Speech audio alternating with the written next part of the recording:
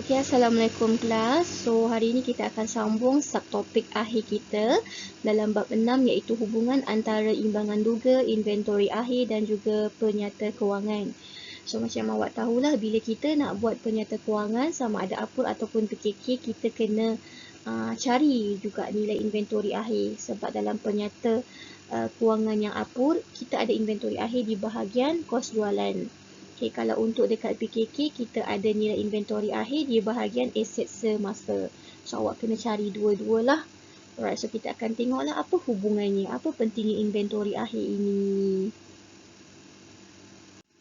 Okay, so dekat sini kita tengoklah yang pertama sekali untuk standard pembelajaran yang kita akan belajar. Yang pertama adalah murid boleh menerangkan maksud inventori. Maksudnya awak tahu inventori itu apa.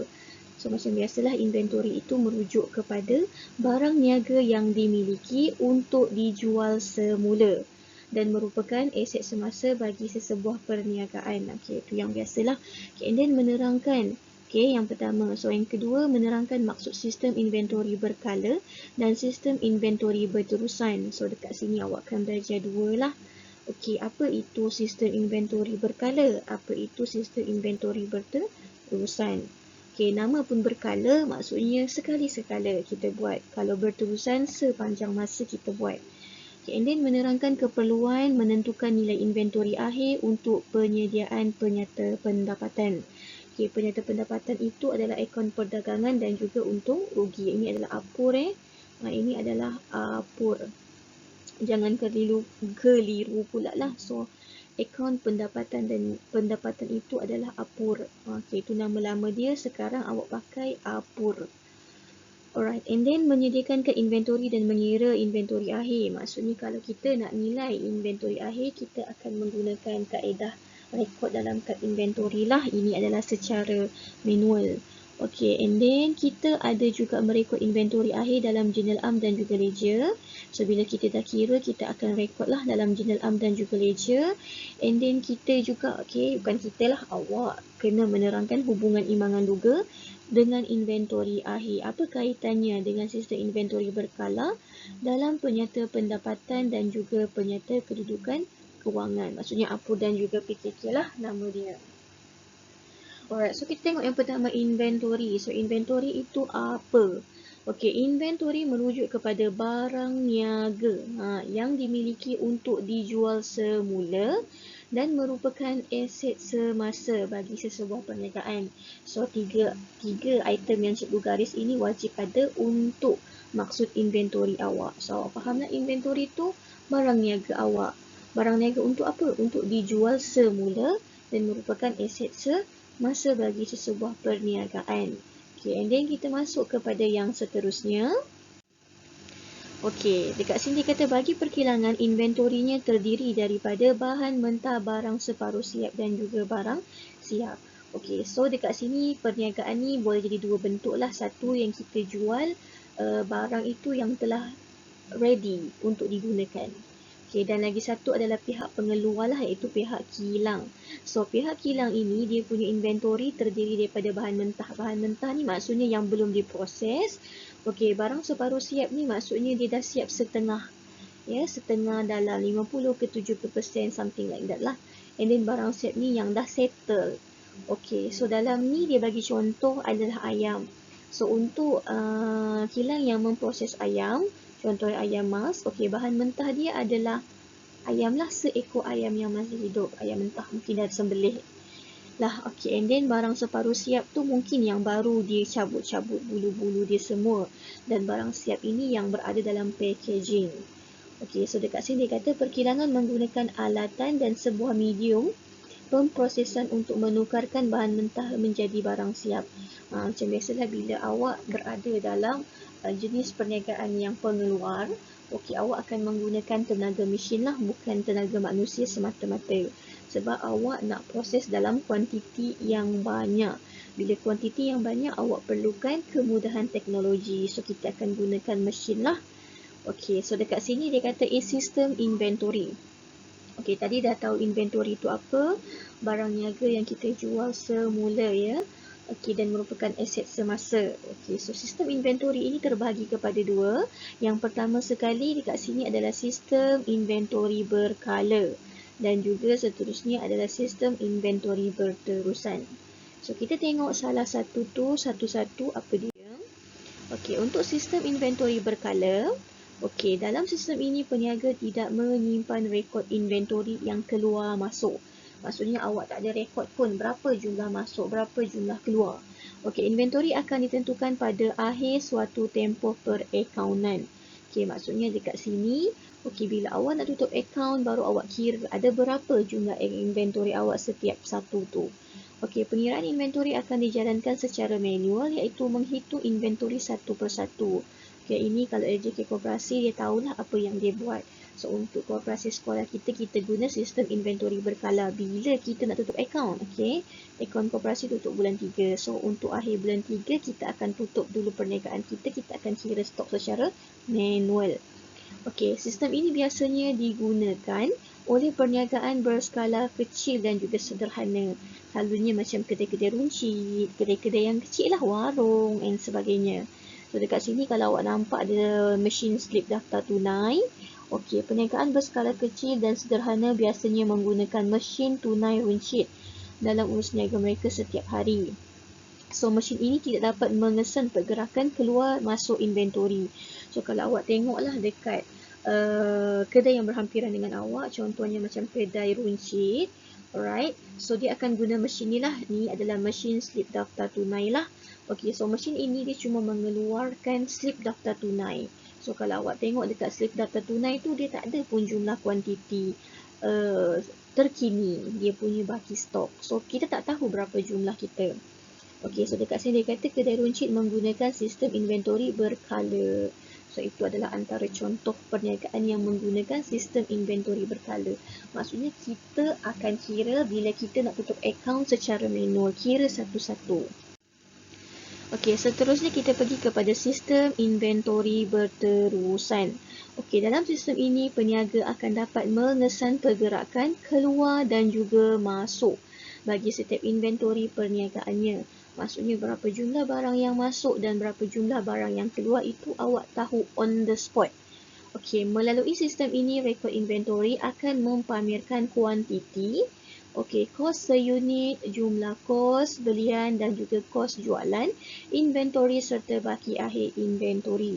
Maksudnya dekat sini adalah dalam sistem yang awak guna tu, kita tahu berapa jumlah dia dan juga kos seunit. Okey, kenapa dia mention kos seunit? Okey, kos seunit ini boleh jadi ada beberapa. Contohnya lah awak adalah pengeluar tadi ayam mas. So, mungkin stok ayam awak tu awak ambil daripada pembekal yang berbeza. So, bila pembekal yang berbeza, maksudnya harga yang ditawarkan kepada awak pun berbeza. So, mungkin awak akan ada beberapa pembekal lah yang mana kos unit dia berbeza. Okey, so jumlah kos belian dia pun berbeza lah sebab awak beli pada harga yang tak sama. Okey, nilai dan juga kuantiti inventory sentiasa dikemaskini. Ialah sentiasa dikemaskini sebab awak sentiasa update. Ini membolehkan pesanan inventory yang baharu dapat dilakukan dengan mudah pada masa yang tepat dan mengikut kuantiti yang diperlukan. Okey, di bawah sistem inventory berterusan, awak boleh tahu dan juga kenal pasti stok apa yang dah habis, stok apa yang masih ada, stok apa yang perlu diorder dan sebagainya. So, mengikut sistem inventory berterusan ni dia lebih efisien lah sebab awak tak perlu buang masa nak kena kira secara manual. Okey, pergerakan inventory akan direkodkan secara terperinci. Ini kerana inventory barang niaga akan dilekatkan kod bar yang diimbas oleh mesin pengimbas. Okey, so kalau awak perasan, kita akan, kalau awak perasan lah barang-barang yang dijual di supermarket semua tu dia ada kod dia, coding dia, barcode dia. So, kita akan scan saja, so dia automatically akan masuk dalam sistem kita lah berapa masuk, berapa keluar. Contohnya, kalau macam dekat sini kata sistem ini biasanya digunakan oleh pasaraya besar seperti Tesco, Aeon dan juga Maidin. So, dia bukan kedai runcit biasa-biasa Okey, so dia adalah kedai runcit yang besar, mega punya besar. So, bila besar maksudnya dia ada proses dia. Masuk stok, keluar stok macam mana. So, kalau masuk stok, kalau awak perasan lah dekat Tesco, Aeon dan juga Maidin, dia ada satu bahagian. Bahagian pemunggahan stok. Okay, maksudnya semua lori-lori pembekal ataupun dia punya supplier dia akan masuk di situ. So dekat bahagian store tu, maksudnya pekerja bahagian store tu dia akan scan dulu berapa jumlah inventory stok yang baru masuk. Alright, so bila dia dah scan, kita tahulah dalam kita punya gudang tu ada berapa jumlah stok kita. Okay, so dekat sini awak kena ingat balik tempoh perakaunan. So, tempoh perakaunan itu merujuk kepada tempoh perniagaan bagi jangka masa tertentu. So, sama ke tidak setiap perniagaan? Bergantunglah. Ada yang buat 6 bulan, ada yang buat 12 bulan. Ada yang berakhir bulan 3, ada yang berakhir bulan 12. Bergantung kepada bulan berapa awak buka tubuhkan perniagaan. Let's say you buka bulan 1. Kalau kita kira tempoh perakaunan 12 bulan, dia berakhir bulan Disember. Kalau kita kira untuk 6 bulan, dia akan berakhir pada bulan akhir bulan Jun. Macam itulah, yang ini kena recall baliklah bab 1 awak. Okay, and then dia kata, tahukah anda Pasaraya Giant, Tesco, Aeon dan lain-lain pasaraya besar menggunakan sistem inventory berterusan. So tadi kalau yang kedai runcit dia guna sistem inventory berkala. Tapi kalau untuk pasaraya yang bersaiz besar, dia menggunakan sistem inventory berterusan. Kenapa? Sebab pengiraan inventory akan direkodkan dalam sistem apabila pelanggan membayar harga barang di kaunter pembayaran. Maksudnya dia bukan sahaja merekod kemasukan barang tu daripada supplier, tapi bila ada pengeluaran barang, jika ada klien yang beli, pelanggan yang beli, so dia akan update di situlah berapa jumlah barang yang dah susut. Okey, kemudian kita tengok dekat sini dia kata mesin pengimbas dan juga kodbar membolehkan penilaian inventory berterusan dijalankan. Okey, kalau macam awak nampak lah mana-mana je barang yang dikeluarkan oleh pembekal dia ada barcode dia sendiri. So kita akan taggingkan menggunakan barcode sedia adalah kita akan key in dalam sistem kita macam tu. So tak ada masalah, dia lebih mudah. Maksudnya awak tak perlu kira 1, 2, 3, awak cuma scan saja dekat barcode. Okay, and then sekarang pun kita dah ada mesin yang boleh jana barcode ini. Contoh kalau macam awak pergi supermarket, kalau awak beli ikan, ayam, dia kan ada yang mesin yang kita timbang, dia keluarkan, dia ada barcode dia sendiri. So itu yang dikira per kilo lah. Mungkin dia masuk lambak. So dia akan keluar sikit-sikit. Okay, dekat sini dia kata, okey, inventory akan dinilai pada akhir tempoh perakaunan. Okey, ia adalah bertujuan untuk menghitung kos jualan dan juga untung kasar.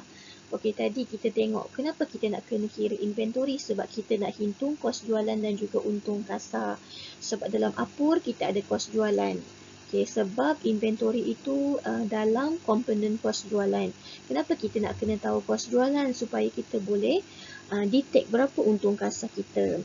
Okey, dalam akaun perdagangan dan juga untung rugi, inventory akhir perlu dinilai untuk menghitung nilai kos jualan dan juga seterusnya nilai untung kasar. Okey, satu and then dekat sini just for your information je lah ya. So, penilaian untuk inventory dinyatakan dalam MFRS, maksudnya Malaysian Reporting Standard Board ni. Betul tak? Malaysian Financial Reporting Standard. Cikgu terbubuh dalam BM pula. So, ini merupakan panduan. Okey, bila awak bercita-cita untuk further you punya study dalam bidang accounting, okay, ataupun auditing, jadi audit, so you kena tahulah ini adalah antara guideline lah, ya, panduan yang awak kena refer macam mana kita nak rekod inventory kita. Okey, apa-apa je bidang dekat dunia ni dia ada dia punya garis panduan yang kena patuhi. So ini adalah garis panduan yang perlu dipatuhi oleh accountant dan juga auditor. Okey, kita pergi kepada slide yang seterusnya. Okey, slide ini pula, okey, dia kata dalam akaun perdagangan dan juga untung rugi, inventory akhir perlu dinilai untuk menghitung nilai kos jualan dan juga seterusnya nilai untung kasar. Okey, so dalam apur ni kalau awak perasan kita ada inventory awal dekat sini. And then kita ada inventory akhir. So yang kita kira sekarang ni adalah inventory akhir lah, yang 6,500 ni. Sebab apa kita nak tahu jumlah kos inventory akhir? Sebab kita nak dapatkan untung kasar. Kita nak dapatkan nilai kos jualan. Bila dapat kos jualan ni barulah kita boleh cari untung ataupun rugi kasar kita. Okey, penilaian inventory akhir. Okey, dekat sini dia kata untuk memudahkan urusan penilaian inventory. So, peniaga yang menggunakan sistem inventory berkala perlu menyediakan kad inventory. Maksudnya kalau awak tak rekod secara berterusan setiap hari, setiap kali terima barang, jual barang, awak kena guna kad inventory lah. Okey, setiap urus niaga yang melibatkan pergerakan inventory akan direkodkan dalam kad inventory. So, yang kita akan belajar pada hari ini adalah yang menggunakan kad inventory. Okey, so basically kad inventory ini adalah seperti ini. Dia punya format, dia ada bahagian bilangan. Okey, tarikh, bila urus niaga berlaku, dokumen apa yang terlibat. Contohnya kalau kita beli secara kredit, so invoice. Kalau kita beli secara tunai, bil tunai. Bila ada pulangan, nota kredit. Bila ada ambilan, memo. Itulah antara dokumen-dokumen. Awak kena letak nama dokumen. Okey, masuk ini maksudnya kalau awak ada beli barang tu masuk. Kalau awak beli barang niaga, so kita akan rekod dekat kolom masuk. Okey, kalau awak jual barang tersebut, kita akan rekod dekat kolom keluar. Dan baki ini adalah yang awak kena update lah sentiasa. Okey, so inventory akhir ini akan dinilai mengikut nilai terendah ya, antara harga kos ya, harga kos ni dan juga harga pasaran. Maksudnya lepas awak buat inventory akhir ni, yang kita buat ni adalah based on harga kos lah yang kat inventory kita. So kita kena comparekan, kita kena bandingkan dengan harga pasaran. Yang mana lebih murah? So kita akan rekod pada harga yang lebih murah lah antara dua ni. Tapi selalunya harga kos lah yang lebih murah. Tapi untuk soalan kadang-kadang dia buat kebat, dia buat harga pasaran tu lebih murah. So awak kena alert lah. Okay, so kita baca dekat sini dia kata inventory akhir akan memberikan kesan kepada nilai kos jualan. Ya, seterusnya menentukan jumlah untung kasar. Sebab apa dia memberi kesan kepada untung kasar? Sebab nak dapatkan untung kasar dekat sini, okay, cikgu guna warna biru. Okay, nak dapatkan untung kasar dekat sini ni, awak kena tahu nilai kos jualan ni yang atas ni berapa. Okey, sebab awak akan ambil jualan bersih ni tolak dengan kos jualan. Faham ni? So, bila makin besar kos jualan awak, maksudnya makin kecil lah untung kasar awak. Tapi makin kecil kos jualan awak, maksudnya untung kasar awak makin besar dan sebagainya. Okey, and then kita tengok slide yang berikutnya. Okey, so ini merupakan contoh soalan yang diberikan kepada awak. Alright, okey, so untuk urus niaga berikut diambil daripada perniagaan Puan Hanis yang menjalankan perniagaan kedai perabot di Pasir Gudang. Alright, so Puan Hanis ingin menghitung inventory akhirnya. Berikut merupakan senarai harga inventory pada 1 Januari. Okey, urus niaga yang terlibat dengan inventory ditunjukkan dalam rajah di bawah. So, untuk contoh nombor 3 ni, dia ada dua sahaja kad inventory. Yang pertama adalah kad inventory rak pameran dan yang kedua adalah kerusi. Kalau awak tengok dekat dalam kad inventory ni, dia ada baki ya. Bila baki, kita akan terus letak di bahagian-bahagian kolom baki ni lah. Okay, so untuk rak pameran kita ada baki RM30, 30 kuantiti dia, harga kos yang ini ingat kad inventory adalah harga kos RM450. Okay, so bila you darab, you akan dapat RM13,500. Okay, untuk kad inventory yang kedua iaitu kerusi, kita ada baki sebanyak 10 unit pada harga RM55. Okay, so jumlah dia RM550. Okay, so kalau awak tengok dekat sini, okay, harga dia untuk rak pameran RM450. Okay, kalau awak tengok dekat invoice bawah ni pun, rak pameran harga awak pun sama RM450. Kalau untuk kerusi pun sama RM55. Okey, awak kena double check benda ni sama ke tak. Sebab kadang-kadang dia boleh bagi dekat awak harga belian yang dalam soalan tu tak sama. So awak kena ikut yang harga beli awak. Kalau dekat sini tak sama, tulislah tak sama. Cuma dekat situ awak akan jadi macam pening sedikit lah. Tapi tak apa, dia tak adalah pening sangat pun benda ni. Mula-mula je. Okey, so dekat sini nama awak adalah Puan Hanis. So maksudnya awak adalah kedai perabot Hanis lah. Yang ini nama awak di bahagian atas. Ini nama awak di bahagian bawah. So invoice yang ini awak jual, invoice yang ini awak beli. So kita tengok dulu macam tu. Cukup awak ingat dia ada baki. Okey. Yang kedua kita ada nota kredit. So nota kredit adalah pulangan ya. Pulangan. Okey, so nama awak di bahagian bawah. So pulangan belian. And then kita ada memo, maksudnya ambilan. So sekarang ni apa yang awak kena ingat? Okey, so kita tengok dulu diberi harga pasaran untuk rak pameran adalah 600 dan juga rak pameran untuk kerusi adalah RM50. So kalau you compare dekat sini, untuk rak pameran harga pasaran lebih mahal 600. Kalau yang Kalau yang pasaran cost dia 450. So kita akan ambil 450 lah. Okay, tapi untuk yang kerusi ni dia RM50. So pasaran dia lebih murah. Alright. Tapi kalau kita buat ke inventory, kita kena guna harga belian kita lah, harga kos. Yang ini ni, data ini yang dia bagi untuk awak buat penilaian akhir. Nantilah awak kena buat table. Okey. Okey, so kita tengok dokumen yang pertama. Dekat sini cikgu dah asingkan siap-siap. So untuk yang berkaitan dengan rak pameran ni, dia cuma ada satu sahaja dia punya dokumen. So yang lain lagi 3 itu adalah kerusi. So kita tengok yang pertama. Okey, awak adalah kedai perabot Hanis. Nama awak di bahagian atas, maksudnya awak jual. So bila awak jual barang niaga, okey, bila awak jual rak pameran awak, so rak pameran dekat dalam kedai awak berkurang ke bertambah bila awak jual. Awak jual berkurang ke bertambah. So dia mestilah berkurang. So bila dia berkurang, maksudnya dia akan duduk bahagian kolom keluar ni. Bahagian keluar ni. So yang pertama sekali rak pameran ni kita ambil baki dia tadi ada 30. So 13,500. And then pada tarikh 2 Januari, so tulislah dekat sini 2 Januari. Okey, dokumen apa? Dokumen dia adalah invoice. So letak dokumen invoice. Nombor dokumen dia apa? Ambil ni INV 2340. So 2340. Okey, and then disebabkan awak jual, so dia akan duduk dalam kolom keluar lah sebab dia berkurang. So berkurang berapa? 3. So letak dekat sini 3. Berapa jumlah dia? 450. So 450. Berapa jumlah dia? 1350. So letak dekat sini 1350. So dekat sini, okey, untuk bahagian yang baki ni, yang cikgu hijaukan ni, bahagian yang ini ni, yang ini ni awak kena update lah baki terkini. Baki tu kalau dia keluar, maksudnya awak kena tolak lah. So keluar tu maksudnya berkurang, masuk itu bertambah. So bila keluar, kita kena tolak lah yang lama baki dia ada 30. So kita dah jual 3, tinggal lagi berapa? Tinggal lagi 27.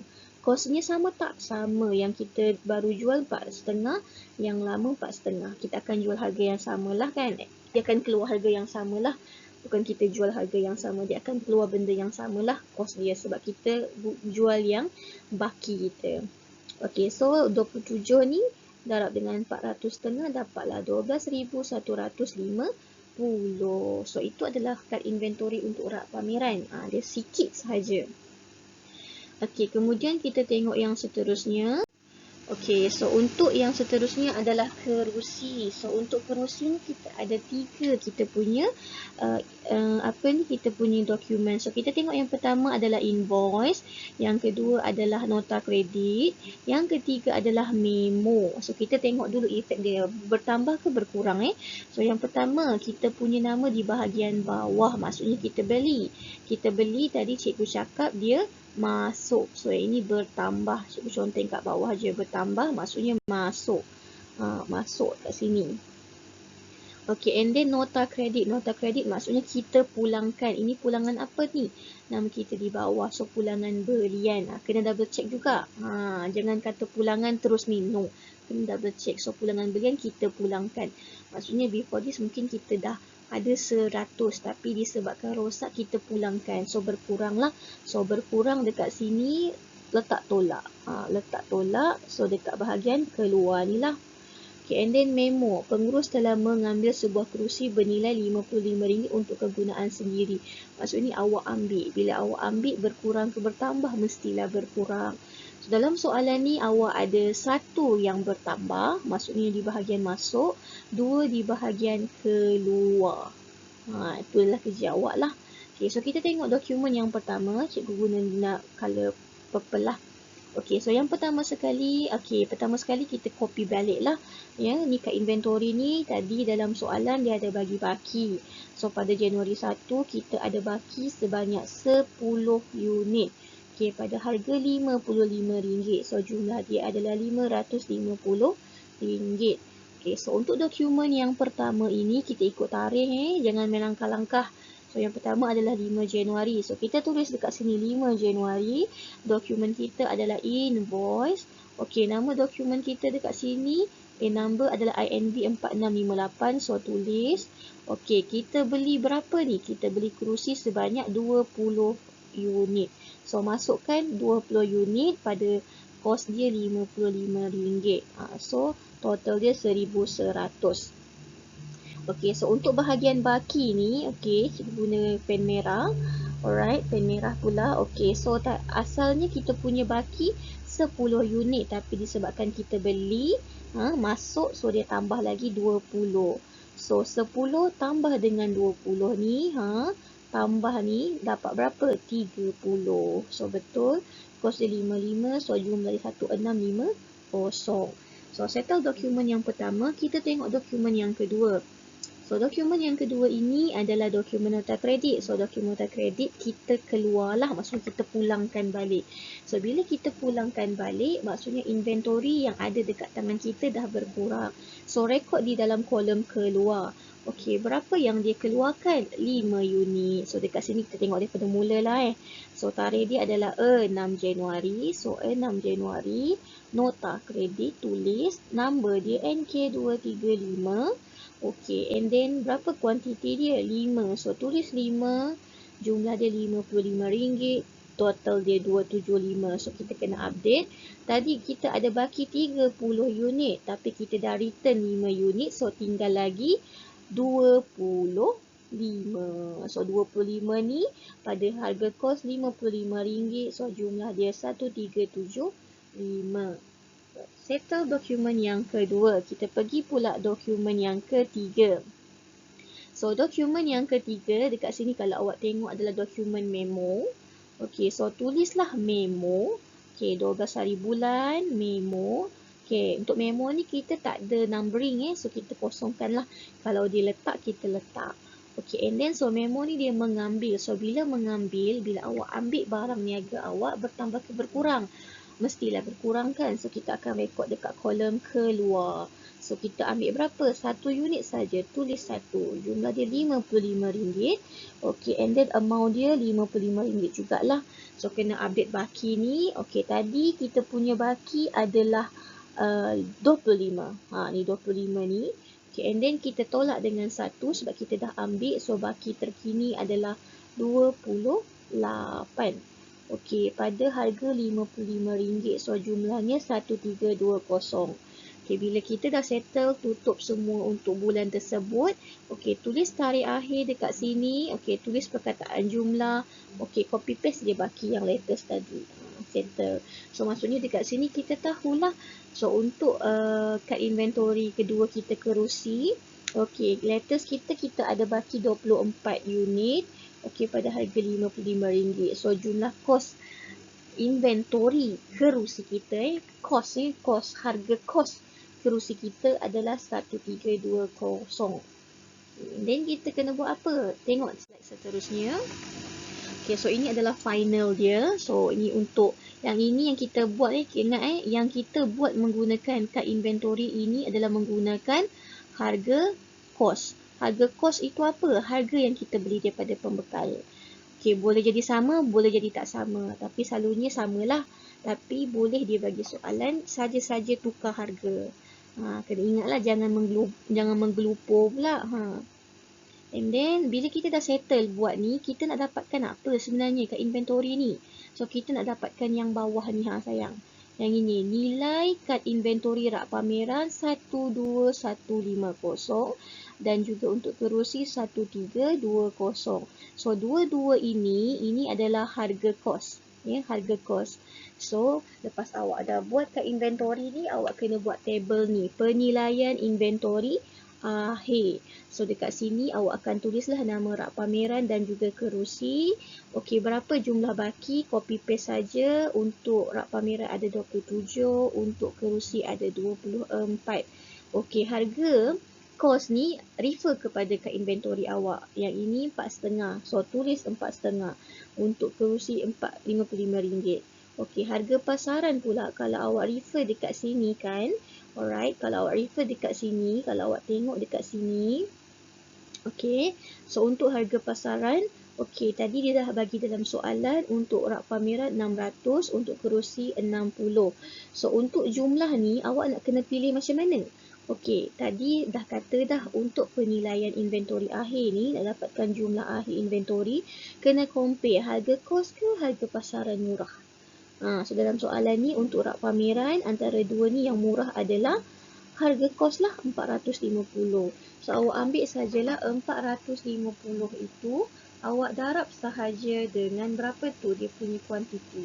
So 450 darabkan dengan 27.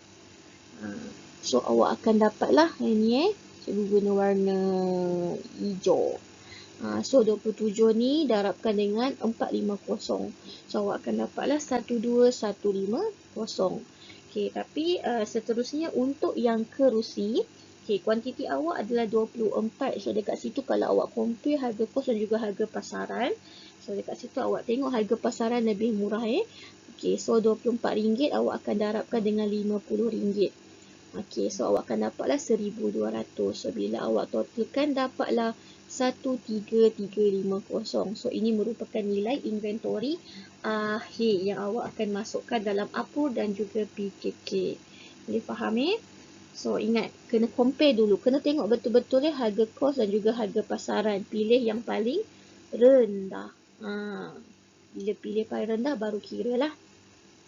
Okey, bila dah settle buat penilaian ini, apa yang awak kena buat adalah kita akan pindahkan ke dalam akaun perdagangan lah.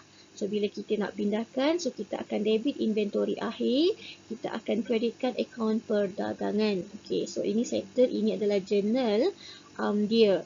So ini adalah inventory. So ini adalah ledger inventory So inventory adalah asset. Alright, so asset. So kalau awak tengok dekat sini maksudnya kita dah gunalah akaun perdagangan ni adalah akaun kita nak kira untung kasar dia. Okay, so dekat sini dia pindahkan ke dalam akaun perdagangan sebab inventory berada dekat akaun perdagangan. Bukan akaun untung rugi. Okay, so disebabkan di akaun perdagangan, awak akan letak akaun perdagangan 13,500. So baki HB 13,500 pindahkan ke bawah lah. Okay, itu sahaja yang awak kena buat. Okay, so ini adalah kita tengok pula hubungan imbangan duga dan juga inventory akhir dalam penyata kewangan. Okey, kenapa kita nak kena tahu apa hubungannya? Okey, dengan penyata kewangan. Okey, macam tadi cikgu bagi tahu dekat awak, okey, inventory akhir ni, nilai inventory akhir ni tidak diletakkan dalam imbangan duga Dalam imbangan duga kita tak letak. Kalau awak pergi tengok soalan-soalan awak tak ada pun nilai inventory akhir. Yang kita letak itu adalah nilai inventory awal selalunya kita akan letak. Tapi inventory akhir kita tak akan letak sebab kita kena adjust dulu, kita kena dapatkan nilai sebenar. So kesan inventory akhir ke atas kos jualan dan juga untung kasar ditunjukkan seperti berikut. So bila nilai inventory akhir kita tinggi, so kos jualan kita akan jadi rendah lah. Kos jualan kita akan jadi rendah lah sebab kita akan ambil yang inventory awal tambah belian tambah APUR tolak inventory akhir. So disebabkan inventory akhir kita tinggi, kos jualan kita akan jadi rendah lah. So untung kasar kita akan tinggi. Tapi bila inventory akhir kita rendah, kos jualan kita tinggi, kos jualan kita akan jadi tinggi dan untung kasar kita akan jadi rendah. So ini awak kena faham lah, ini dia akan tanya dalam objektif selalunya. Okey, so info dekat sini dia kata jika nilai inventory akhir terlalu tinggi, ia akan menyebabkan perniagaan terikat dengan inventorinya. So dekat sini kita nak pulang modal tu ambil masa lah. So inventory awal merupakan barang niaga yang ada pada awal tempoh perakaunan. Sementara inventory akhir merupakan barang niaga yang masih ada dalam simpanan pada tempoh perakaunan. Maksudnya awal dan akhir awak. Kalau awak mula berniaga starting bulan Januari, let's say you punya tempoh perakaunan 12 bulan, tempoh akhir awak adalah bulan Disember. Itulah maksudnya inventory awal awak dekat Januari, inventory akhir awak dekat Disember. Itu maksud dia. Okay, and then kita tengok yang ini dia bagi dalam bentuk calculation. Kita tengok apa yang dimaksudkan tu. Okay, so dekat sini yang pertama ni dia bagi contoh tabel yang atas ini adalah inventory akhir rendah, yang bawah ni inventory akhir tinggi. So kita tengok yang rendah dulu. So bila inventory akhir awak rendah, okay, 16375 compare dengan yang bawah ni lah. Yang orange ni tau, compare dua ni maksudnya. So yang atas ni lebih rendah daripada bawah. Okey, so bila yang atas ini lebih rendah, okay, awak tengok. So, awak akan dapat kos jualan awak adalah 29275. Maksudnya, bila inventory akhir awak ni rendah, awak punya kos jualan akan tinggi. Besar. Bila dia besar, maksudnya untung awak rendah. Dia macam tu. Maksudnya, bila inventory akhir awak rendah, okay, yang pertama, awak punya kos jualan akan meningkat. Okey, tapi awak punya untung kasar akan menurun sebab kita kena tolak. So, bila jumlah yang kita tolak tu lebih besar, maksudnya untung kasar kita makin sikit lah. Okey, compare dengan yang bawah ini. Okey, inventory akhir dia besar, tinggi. Tinggi. So, bila tinggi, maksudnya awak punya kos jualan awak akan jadi rendah. Bila kos jualan rendah, jualan bersih tolak kos jualan yang rendah, awak akan dapat nilai yang lebih besar lah. So, kesimpulan yang awak boleh buat dekat sini, semakin rendah kos jualan, semakin rendah jugalah untung kasar. Tapi kalau semakin tinggi inventory akhir, semakin tinggi juga nilai untung kasar awak. So, itulah kesimpulan yang awak kena faham lah. Okay. Okey, yang ini adalah awak punya uji kaji lah. Yang ini awak kena rujuk lah modul 4 awak, muka surat 132. Yang ini dia guna contoh senarai dokumen yang ada dalam awak punya buku lah. Okey, so yang ini cikgu tak boleh nak paparkan semua sekali. Maksudnya awak kena buka buku awak tu. Masa awak dengar cikgu tengah cakap ni, buka muka surat 132. Kalau awak tak buka, awak dengar saja tak dapat apa. Dia macam buang masa pun nanti juga. Baik tutup je, pergi buat benda lain. So sekarang ni buka buku teks awak modul 4, muka surat 132. Okay, so kalau awak tengok dekat muka surat 132, okay, dekat situ tu dokumen tu awak dah pernah buat sebelum ni. Okay, so sekarang ni dia kata dia suruh awak buat kat inventory untuk semualah awak punya apa ni? Awak punya apa? Awak punya inventory lah. Okey, nak tengok kat mana inventory awak tu ada berapa? Pergi cari invoice awak yang belian. Okey, so kalau dekat situ nama awak adalah Prima Electric Enterprise. So kita tengok dokumen yang ketiga dokumen yang ketiga. Kalau awak kira dekat situ muka surat 132 tu dia ada 4 dokumen. Tengok dokumen yang ketiga. So, dokumen yang ketiga adalah dokumen invoice, nama awak berada di bawah. So, maksudnya beli. So, bila beli, okey, peti sejuk. Sekarang ni cikgu nak terang yang peti sejuk saja. So, awak yang lain tu, insya-Allah awak boleh buat lah, awak boleh ikut. Cuma tunjukkan satu lah. Okey. So, bila peti sejuk, kita akan cari semua yang ada butiran peti sejuk. So, yang pertama adalah dokumen invoice, nama awak di bahagian bawah, maksudnya awak beli. Ingat, kalau kita beli, maksudnya dia masuk. Okay, so conteng dekat sini. Masuk adalah beli. Ingat kat kepala tu, beli. So, bila beli, dia menambahkan. Okay. And then, kalau keluar tu, maksudnya awak jual. Ya, awak jual. Okay, awak jual. Jual ataupun awak pulangkan lah. Ya. Okay, so dekat sini, okay. Dalam soalan ni, alright, kita tak ada baki apa lagi semua. So, sekarang ni awak refer kat inventory yang pertama ni je, peti sejuk. Cikgu nak buat peti sejuk je. Yang lain tu awak tengok sendiri. Okay, so yang pertama untuk baki BB ni kita tak ada baki. Tapi kita kena tulis. Tulis saja tapi kosongkan. And then, dokumen yang pertama, bilangan yang pertama. Okay, tarikh kita bila? Tarikh invoice kita 3 Jun. So, 3 Jun, dokumen kita invoice. Number dia dekat dalam buku INB 3262. Refer buku teks awak. Awak beli berapa dalam buku tu? Dia tulis 12. So, tulis 12. Harga dia berapa? 1,200. Ya ke 1,200? Betul ke tu? Apa ni? Harga 1,200. Dalam ni dia letak 1,200. Dekat sini 960. 960. Kenapa beza? Dekat mana nilai dia? Okey, refer balik buku teks awak yang soalan tu. Dalam soalan dia letak berapa? So, kalau awak refer balik buku teks awak, muka surat berapa? Awak refer balik buku teks awak, muka surat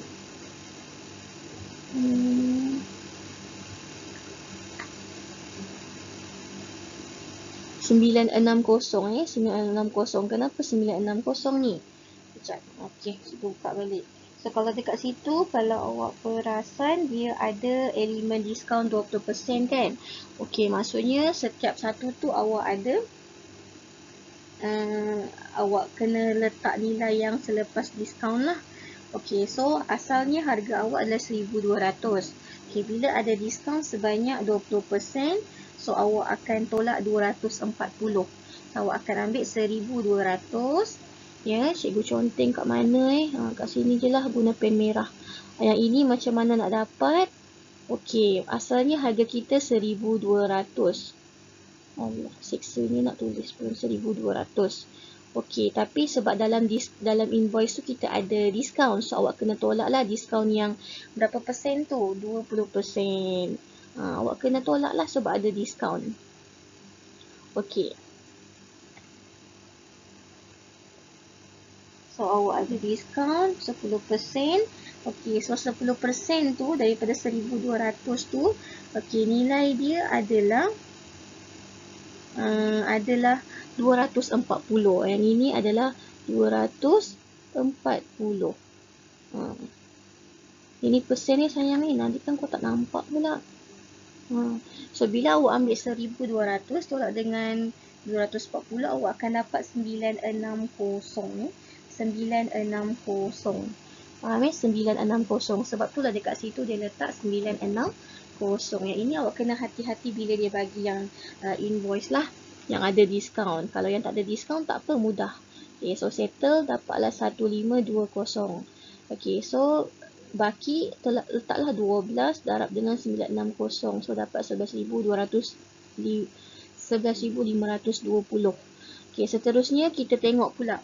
Okey, kalau awak scan pula invoice yang seterusnya, ada lagi peti sejuk. 4 Jun. Okey, so 4 Jun tu nama awak berada di bahagian atas.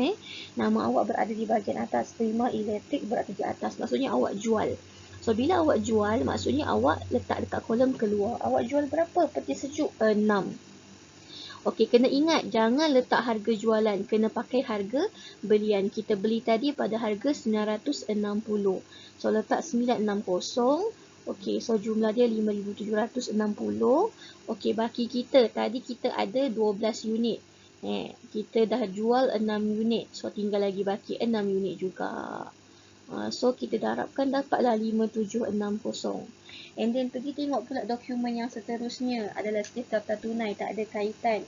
Yang kedua, dokumen nota kredit dalam butir peti sejuk. So, ada kaitan. So, dekat sini nama awak berada di bawah, maksudnya awak pulangkan barang.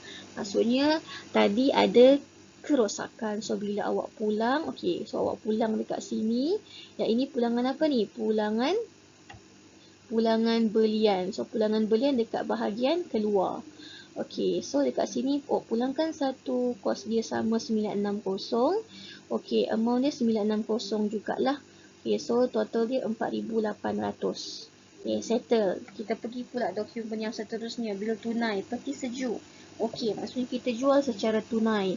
Alright, so letak 8 hari bulan bil tunai, BT004. So, bila awak jual, okey, dia duduk bahagian kolom keluar 1. Okey, 960. Okey, yang ini 4. Okey, bakinya 4 lah sebab tadi mula-mula tadi 6, kita tolak 1 sebab kita return, baki kita tinggal 5. Lepas tu kita jual pula secara tunai, baki kita tinggal 4. So, baki kita, amount kita 3840 lah dekat situ. And then kita ada pula, mana lagi? Resit rasmi tak ada kaitan. Resit rasmi tak ada kaitan. Bil tunai bukan peti sejuk.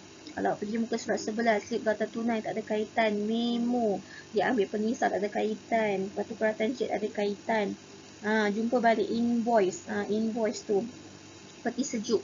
Nama awak di bahagian atas awak jual. Dekat situ awak tengok dia jual 4 unit. So maksudnya pada 20 hari bulan invoice awak inventory invoice INB 78 apa tu?